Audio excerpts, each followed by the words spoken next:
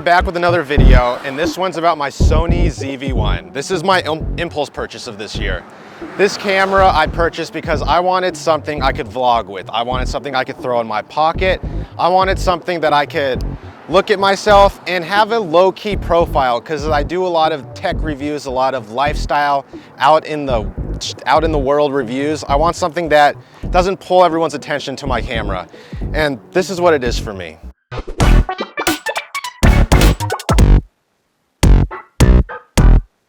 So my name's Joseph. I make tech videos, as you know, and make sure you hit that like button, hit that subscribe button. It helps more than you know. It helps the algorithm, and it just creates some motivation to keep making more videos like this. Let's talk design of this camera. This camera's small. I said it before, I'll say it again. This thing is small, it fits in your pocket, it fits in your fanny pack, and most importantly, it's a low profile. And with the world we're in today and a lot of out in the wild, out in the whatever it is shooting, you want a small camera. This is my Fuji I'm shooting on now. It's a big camera, picks up a lot of attention. So if I'm catching some like B-roll in like Starbucks or a coffee shop, I want something small that really nobody notices and pulls attention to me, because I want to be able to grab those moments.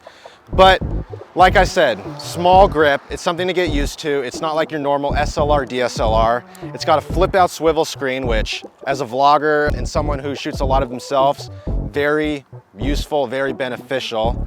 And then it's got, you can zoom in and out, which is great. 24-70, which is enough focal length. Stomps down to a 2.8, which is great for a camera of this magnitude, because we're in a world where phones do a lot, but being able to have a camera like this that can have your 2.8 aperture and all the way bump up all the way up to whatever that aperture may be at its highest point is real nice to get the bokeh you need that phones don't really give you. I mean, unless you have one of the higher level iPhones, it gives it to you, but I still notice a difference.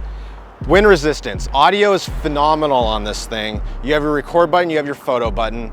Not the greatest at photos. You still have a high megapixel count, but at the end of the day, you don't want this to be your photo camera if it really matters to you, because resolution matters with this camera.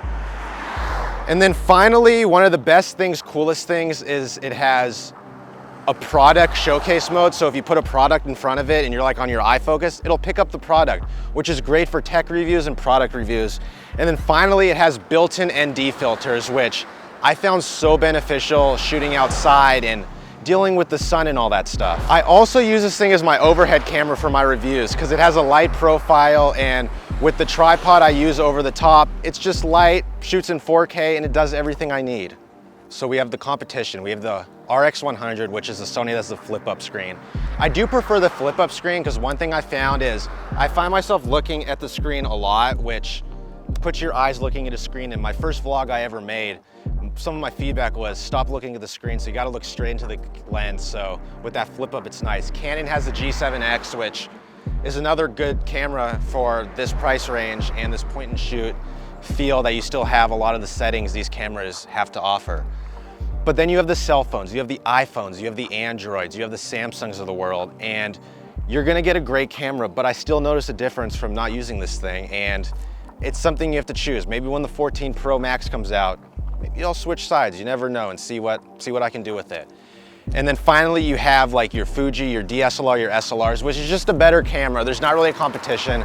This is made for a totally different reason and a different use, and it's to just pull it out of your pocket and shoot photo and video. So the good in this camera, with the video side of things, you have 4K. That's great. You can match it with everything else. And with the 4K, you can bump it down to 1080 and you have 120 frames, so you have your slow motion. And then you can go higher and have real slow motion, but that gets tricky with this camera. And then the bad. With every good, there's a bad, and the bad with this thing is the image quality sucks for photo, and you can tell.